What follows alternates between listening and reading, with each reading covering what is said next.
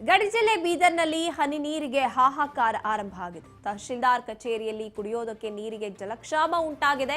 ಅವರ ತಹಶೀಲ್ದಾರ್ ಕಚೇರಿಯಲ್ಲೇ ಕುಡಿಯೋ ನೀರಿಲ್ಲ ಅಂತ ಪರಿಸ್ಥಿತಿ ಬಂದಿರುವಂತದ್ದು. ಇನ್ನು ಕಚೇರಿಯಲ್ಲಿ ಕುಡಿಯೋಕ್ ನೀರಿಲ್ಲದೆ ನೀರು ಖರೀದಿ ಮಾಡುವಂತ ಸ್ಥಿತಿ ಅಲ್ಲಿ ನಿರ್ಮಾಣ ಆಗಿದೆ. ಬೀದರ್ ಜಿಲ್ಲೆ ಔರಾದ್ ಪಟ್ಟಣದಲ್ಲಿರುವಂತ ತಹಶೀಲ್ದಾರ್ ಕಚೇರಿಯಲ್ಲಿ ನೀರಿನ ಸಮಸ್ಯೆ ಉಂಟಾಗಿರುವಂತದ್ದು. ಗಡಿ ಜಿಲ್ಲೆ ಬೀದರ್ನಲ್ಲಿ ಹನಿ ನೀರಿಗೆ ಹಾಹಾಕಾರ ಆರಂಭ ಆಗಿದೆ. ಇದಾಗಲೇ ತಹಶೀಲ್ದಾರ್ ಕಚೇರಿಯಲ್ಲೇ ಕುಡಿಯೋ ನೀರಿಗೆ ಜಲಕ್ಷಾಮ ಉಂಟಾಗಿದೆ.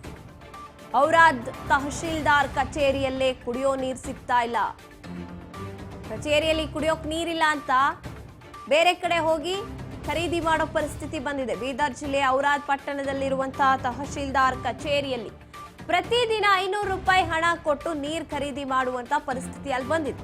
ಶುದ್ಧ ಕುಡಿಯೋ ನೀರಿನ ಘಟಕ ಇದೆ, ಆದ್ರೂ ಕೂಡ ಇಲ್ಲದೆ ಇರುವಂತ ಪರಿಸ್ಥಿತಿ. ಪ್ರತಿ ತಿಂಗಳಿಗೆ 15,000 ಹಣ ಕುಡಿಯೋ ನೀರಿಗಾಗಿ ಖರ್ಚು ಮಾಡಲಾಗ್ತಾ ಇದೆ. ಇದು ಗಡಿ ಜಿಲ್ಲೆ ಬೀದರ್ನ ತಹಶೀಲ್ದಾರ್ ಕಚೇರಿ.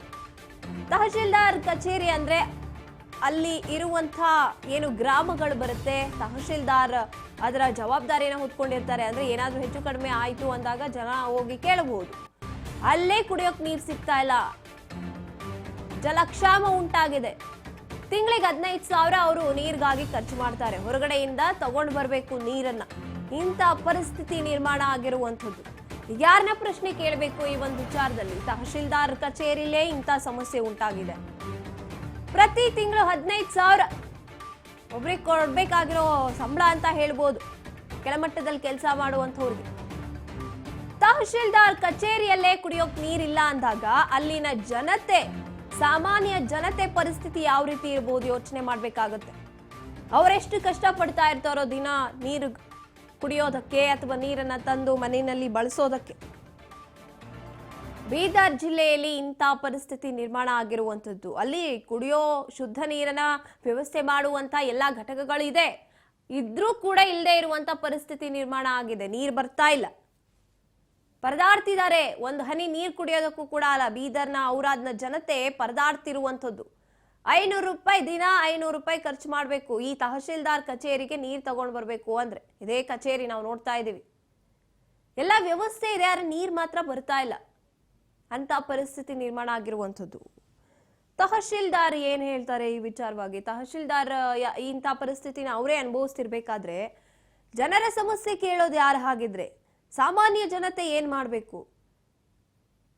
ಕುಡಿಯೋ ನೀರಿನ ಘಟಕಗಳಿದೆ, ಅಲ್ಲಿ ಕುಡಿಯೋ ನೀರೇ ಬರ್ತಾ ಇಲ್ಲ.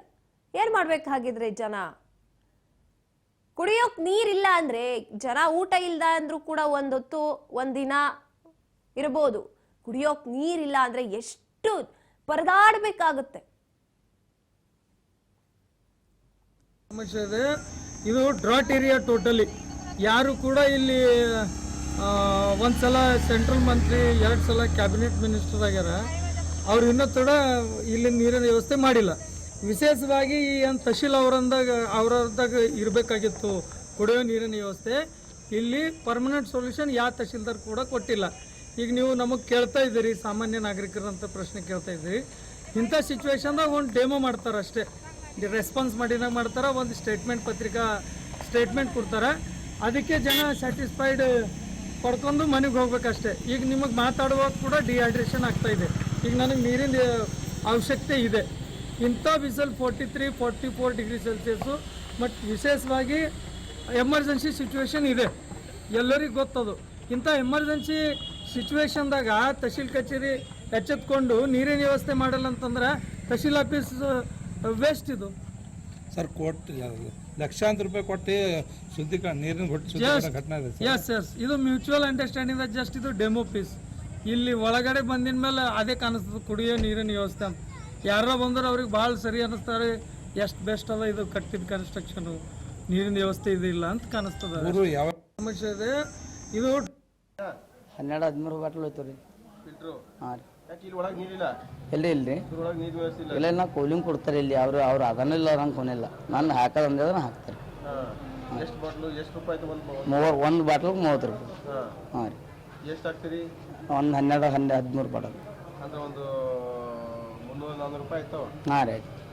ಇದು ಹೊರಗೆ ಅದ ಫಿಲ್ಟರ್ ಒಳಗೆ ಯೂಸ್ ಮಾಡ್ತೀವಿ ಇಲ್ಲ ನಮ್ಮಲ್ಲಿ ಫಿಲ್ಟರ್ ಇಲ್ಲಿ ಮೇಲೆ ಒಳಗೆ ಒಳಗಲತ್ರಿ ಹಾಂ ಒಳಗವ್ರು ಆಫೀಸ್ದಾಗ ಬಿಡ್ತಾರೆ ಮತ್ತು ಸೈಡಿಗೆ ಬಿಲ್ ಬಿ ಹಾಕ್ತಾರೆ ಯಾರು ಅವ್ರು ರೊಕ್ಕ ಕೊಟ್ಟೆ ಕೊಡ್ತಾರೆ ಇವ್ರಿಗೆ ಏನೋ ಕೊಡಲ್ಲ ಡೈಲಿ ರೀ ಹಾಂ ರೀ ರೊಕ್ಕ ಬೇಕು ಹಾಂ ರೊಕ್ಕ ಕೊಟ್ಟರೆ ಕೊಡ್ತಾಯಿದ್ರೆ ಕೊಡಲ್ಲ ಹಾಂ ರೀ ಕರ್ದಿ ಕೊಡ್ತಾರೆ ಅದನ್ನೇ ಇಲ್ಲ ಸರ್ ಅವ್ರಿಗೆ ಒಂದು ಏನೋ ಸರ್ ಅದು ಆಪದನೋ ಆನೋದನ ಆ ಜನರದು ಒಂದು ವೈಟ್ ಬಟ್ಲು ಹಾಕ್ತಾರೆ ಅದ್ರಾಗ ನೀರು ಅದು ಹೊರಗೆ ಬಿ ಕುಡ್ಲಕ್ಕೆ ಅದು ಒಂದು ಬಾಟಲ್ ತುಂಬ್ತಾರೆ ಅಲ್ಲಿ ಅದ್ರ ಬಾಟಲ್ ತುಂಬಿಲ್ಲ ಎಲ್ಲಿ ಬಂದ್ರೆ ಬಿ ದೊಡ್ಡ ಮಂದಿ ನಮ್ಮಲ್ಲೇ ತುಂಬ್ಕೋತಾವೆ ಜನಗಳೇ ಹೊರಗಿನವ್ರು ಬಂದಿನವ್ರು ಏನಾರ ಕೆಲ್ಸಕ್ಕೆ ಬಂದಿನವ್ರೆ ನಾನಲ್ಲೂ ತುಂಬ್ಕೋತಾವೆ ನಾನೇ ಕೊಡ್ತಾ ಹೌದು ನಾ ಅಂತ ನನ್ನ ಬಳಿ ತೊಗೊಳ್ತಾರೆ ಕರೀದ ಮತ್ತು ನನ್ನ ಕಮ್ಮಿ ಬೀಳ್ತಪ್ಪ ಅಂದ್ರೆ ಬಿ ಯಾರ ಇದ್ದಿರೋ ಅಂದ್ರೆ ನಾನೇ ಕೊಡ್ತೀನಿ 12-13 ಬಾಟ್ಲು ಹೋಯ್ತು ರೀ ಎಸ್ ಪ್ರತಿದಿನ ಇಂಥ ಪರಿಸ್ಥಿತಿಯಲ್ಲಿ ಜೀವಿಸ್ತಾ ಇರುವಂಥದ್ದು ತಹಶೀಲ್ದಾರ್ ಮೇಲೆ ಕೂಡ ಜನ ಒಂದ್ ರೀತಿಯಾಗಿ ಕಿಡಿಕಾರ್ತಿದ್ದಾರೆ.